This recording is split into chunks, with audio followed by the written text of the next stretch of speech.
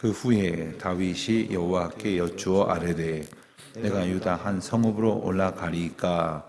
여호와께서 이르시되 올라가라. 다윗이 아뢰되 어디로 가리이까. 이르시되 헤브론으로 갈지니라.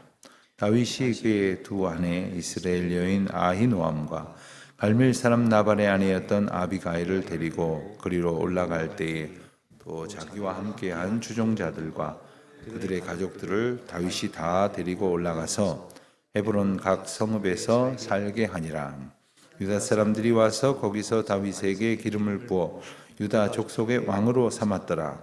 어떤 사람이 다윗에게 말하여 이르되 사울을 장사한 사람은 길르앗 야베스 사람들이니이다 하매 다윗이 길르앗 야베스 사람들에게 전령들을 보내 그들에게 이르되 너희가 너희 주 사울에게 이처럼 은혜를 베풀어 그를 장사하였으니 여호와께 복을 받을지어다.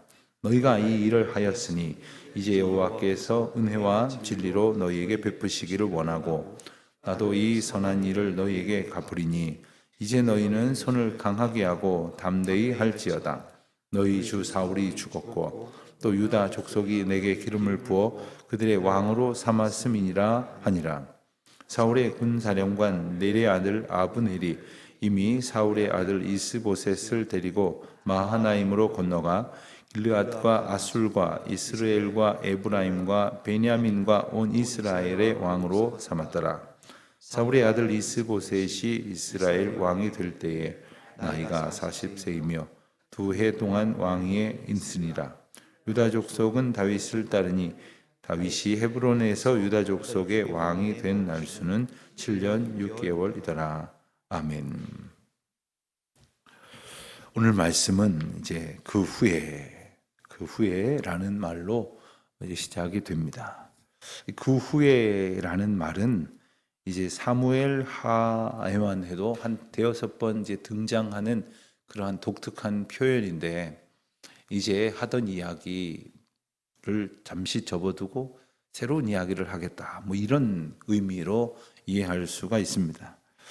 우리는 앞서 사울이 죽은 이야기 그리고 사울의 죽음과 관련하여 그 사울의 그 죽은 이야기를 전해들은 다윗 그리고 그 일에 대해서 대처하고 또 슬픔을 노래로 지어서 모든 이스라엘 백성들에게 가르치라.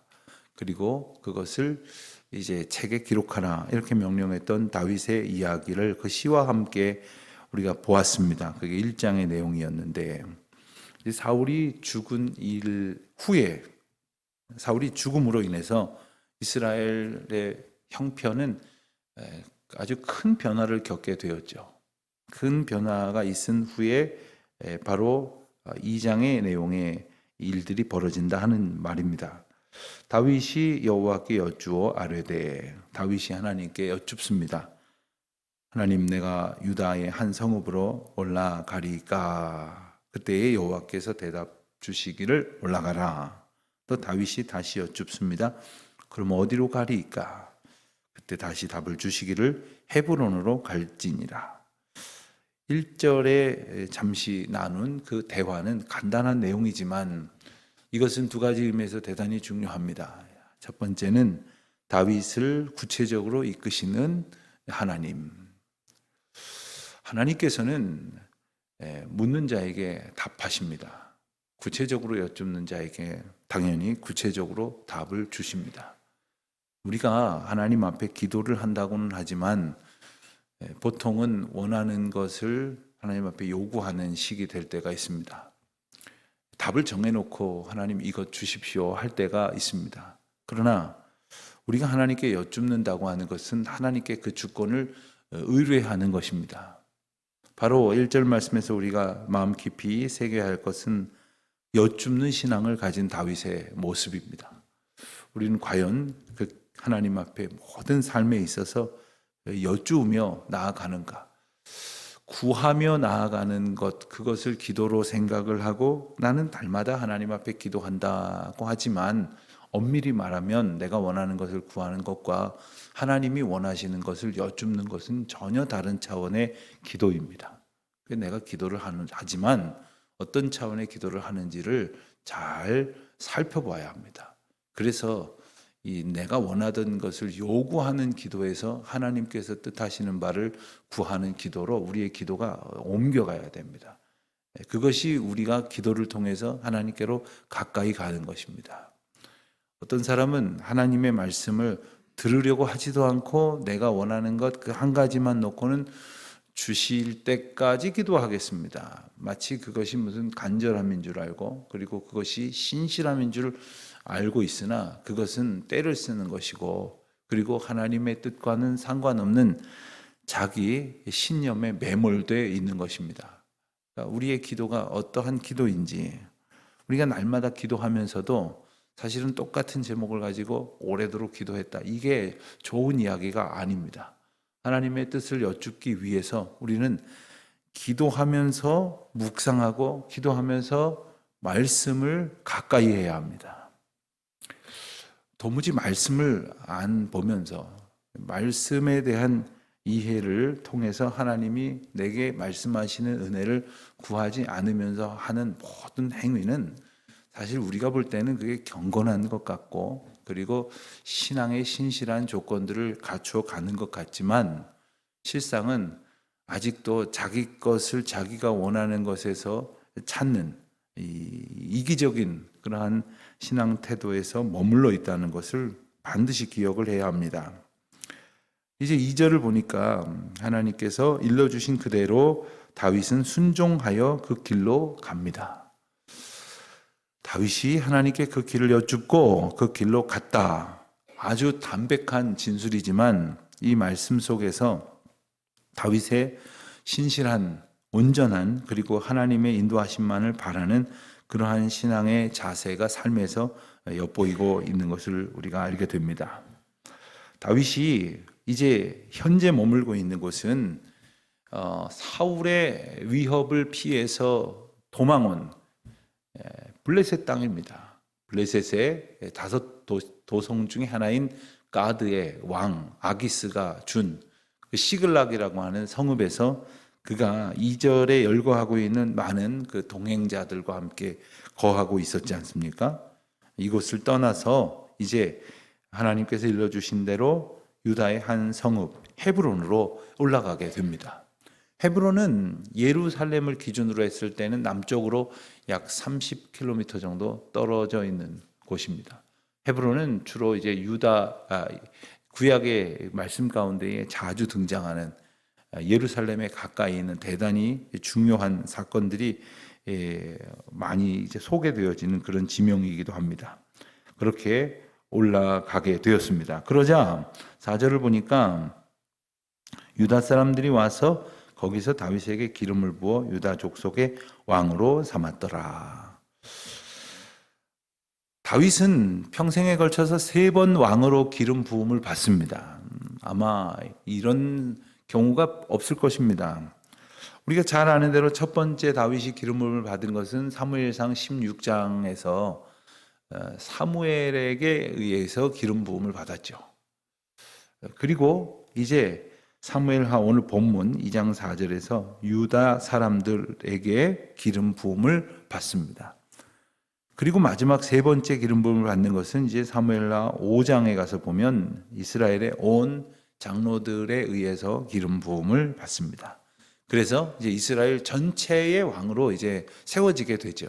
근데 오늘 말씀은 이제 유다 족속의 유다 지파의 왕이 되는 것입니다.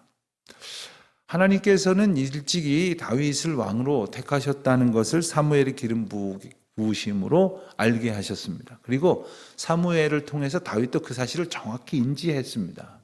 그러니까 하나님께서 다윗에게 너는 나 여호와의 종이고 그리고 나 여호와의 인도함을 받는 이스라엘 백성들의 리더 왕이 되게 하실 것이다라는 약속을 받았다는 말입니다.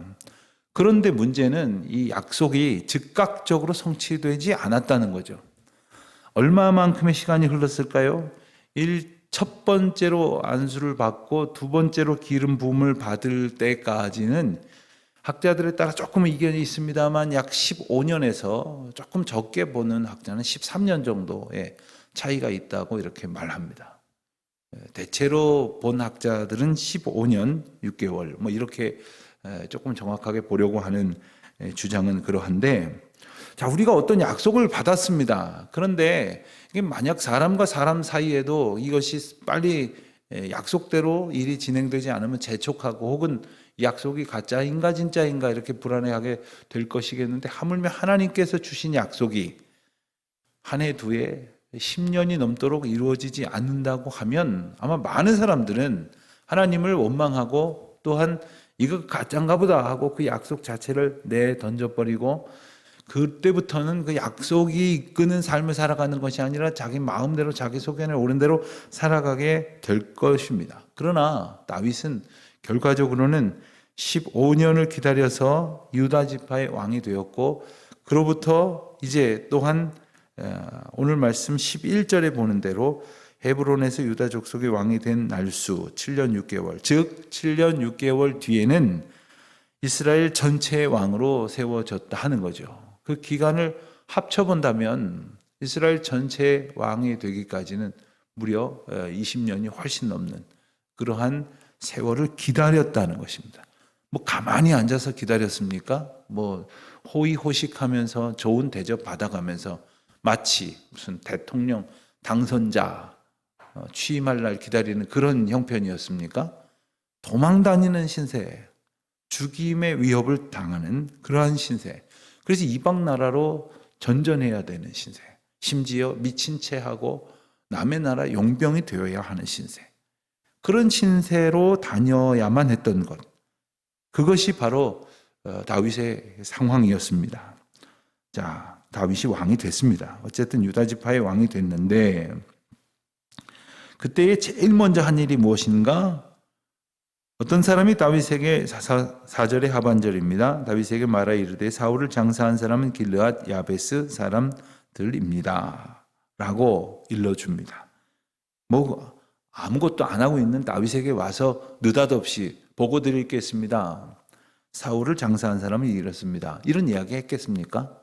사울이 어떻게 이제 장사가 지내졌는지를 다윗이 알아봤겠죠. 그리고 이제라도 수습해야 될 것이 있으면 수습해야 되겠다고 이제 알아보게 되니 길르앗 야베스라는 동네에 사람들이 그 장사를 치렀다는 겁니다.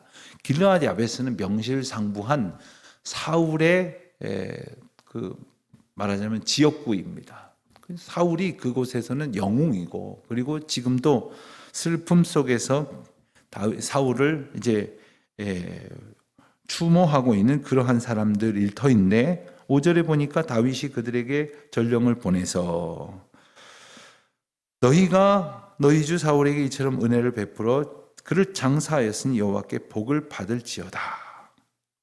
이 말은 위로요, 격려요, 치사의 말입니다만은 동시에 무슨 뜻입니까? 길르앗 야베스 사람의 입장에서 한번 보세요.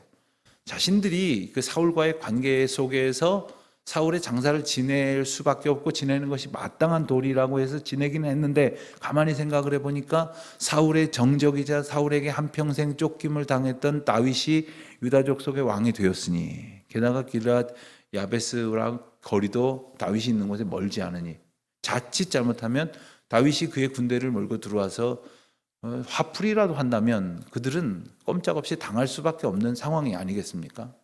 그러니 막연히 벌어지지 않은 일 가지고도 두려워할 수밖에 없는 그런 상황일 테니, 그 가운데에 다윗이 와서 그들을 오히려 위로하고 그들을 격려하고 사울의 사람들을 포용했다고 하는 것은, 그건 대단한 다윗의 호혜적인 화해 정책이라 하지 않을 수 없는 것입니다.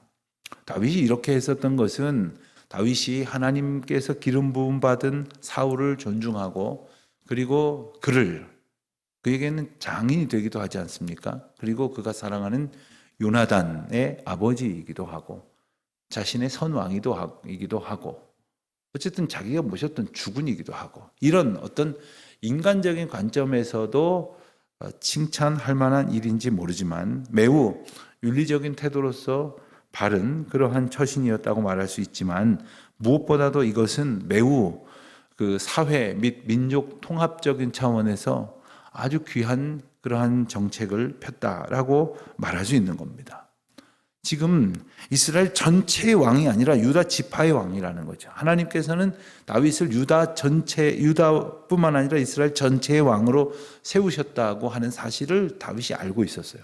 자, 그렇다면 이제 모든 족속의 마음을 하나로 모아서 이 왕이 될 때까지 하나님께서 유다 지파의 왕이 되도록 13년 혹은 15년을 기다리게 하셨던 것처럼 이제 하나님께서 모든 이스라엘 지파의 왕이 되도록 하실 때까지 또 기다려야 한다는 것을 알았기에 그는 기다리면서 자기가 해야 할 일을 찾았던 겁니다. 그것은 뭐냐 하면 이제 아직 통합되지 못했던 모든 지파들의 마음을 추스리는 것이었습니다. 그 시작이 바로 가장 추스리기 어려울 것이라고 생각했던 길르앗 야베스 사람들의 마음을 이렇게 포용했던 것입니다.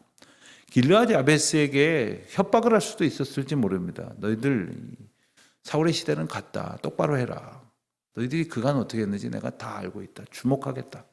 뭐 이런 식으로 메시지를 보낼 수도 있었을 것입니다. 그런 방식의 지도자들도 세상에 얼마나 많습니까? 그러나 다윗은 그렇게 하지 않습니다. 그들에게 이렇게 위로하고 격려했던 것은 바로 그들이 하나님의 기름 부음 받은 사울에게 그렇게 했다는 것은 바로 다윗 또한 하나님의 주권을 가장 우선적으로 인정하기 때문에 사울을 섬겼던 길르앗 야베스 사람들에 대한 자신의 어떤 감정이나 평가는 중요하지 않고 하나님 앞에 이러한 행동을 한 사람들을 포용하려고 했었던 것입니다. 그런데 8절 이하의 말씀을 보면 북쪽 지파에서는 새로운 왕이 세워집니다. 사울이 죽은 뒤에 사울의 아들 중에 이스보셋을 사울의 군대 장관이었던 아브넬이 왕으로 세웁니다. 왕으로 세웠다는 표현을 정확하게 하는 이유, 삼았다고 하는 이유는 그건 이스보셋이 내가 왕이 되겠다고 깃발을 높이 들고 나를 따르라 했다라기보다는 사울의 군대 장관이었던 자가 이제 사울의 아들 중에 한 사람을 왕으로 세우면서 나름 정통성을 확보하면서 그의 세력을 유지하려고 했었던 데서 기인했다 하겠습니다. 인간적으로 본다면 사울의 군대 장관인 아브넬은 다윗의 치하에서는 아마도 제거 1순위였을 것입니다. 다른 직책도 아니고 군대 장관이었기 때문에 적어도 이제 유배되거나 아마 그 신상이 아주 제한될 수밖에 없었을 것입니다. 이러다가 죽겠다라는 위협을 느꼈을지도 모르겠습니다. 어쨌든 그러한 생각 속에 있는 사람이 처하는 방식은 뭐냐면 자기가 가지고 있는 모든 힘을 규합해서 저항하는 것인데 단지 저항하는 정도가 아니라 오히려 다윗보다 훨씬 더 많은 지파를 이제 규합해서 그 가운데 왕으로 세울 수 있다는 것이니 오히려 자신들의 처지가 그리고 자기들이 행동한 이 새로운 왕을 삼는 것이 오히려 합당하고 그리고 이것이 더 정치적으로 가능한 이야기라는 생각을 하게 됐을 거예요. 여러분, 할 수 있다고 다 하는 것이 아닙니다. 하나님께서 하게 하셔야 하는 것입니다. 지금 아브넬과 이스보셋은 오히려 다윗보다 훨씬 더 많은 세력을 가지고 왕으로 세우고 나라를 만들 수 있다고 생각했을 것입니다. 그러니 의심하지도 않았을 것입니다. 오히려 다윗보다 심리적으로 우위에 있었을지도 모릅니다. 우리가 살다 보면 어떤 일을 할 수 있어서 그냥 멋대로 하지만 정작 그것이 하나님이 기뻐하시지 않을 때가 있습니다. 그러므로 하고 싶은 일을 마음대로 하는 삶보다 어쩌면 하고 싶은 대로 하지 못하는 삶이 하나님의 은혜의 삶이라는 것을 깨달아야 됩니다. 그리고 바로 그때에 하나님께서 나의 걸음걸음을 인도하시는 분이심을 고백하고 여쭈을 수 있어야 되고 그리고 겸손히 그 인도하심을 기다리고 그 뜻 가운데로 순종할 때 언젠가는 이끌어 앞으로 쭉 동행하게 하시지만 또 어느 땐가는 한참이라도 그 지체되어 멈추어서 기다려야 할 때도 있다는 것을 우리가 기억해야 됩니다. 가건 혹은 서건 혹은 하나님께서 때로는 우리를 굉장한 기다림 속에 두시건 날마다 우리의 삶이 하나님의 인도하심 가운데에 있다는 것을 깨닫는 자는 두려움과 불안 대신 기쁨과 감사함으로 그의 처지를 인하여 오히려 즐거워할 것입니다. 오늘 우리의 삶이 우리의 걸음이 주님이 뜻하시는 가운데에 주님의 인도하심 가운데 있음을 기뻐하는 귀한 하루가 되시기를 주의 이름으로 축원드립니다. 하나님 아버지 감사합니다. 저희들을 인도하여 주시고 그 인도하심 가운데에 오늘도 말씀으로 일깨워 주시니 감사합니다. 저희의 처지와 형편에 따라 저희의 마음을 이리저리 휘두르는 것이 아니라 오직 주님의 인도하심 앞에 저희들의 마음을 겸손히 두고 다만 순종함으로 나아가는 저희 모두가 되게 하여 주옵소서. 예수님의 이름으로 기도드립니다. 아멘.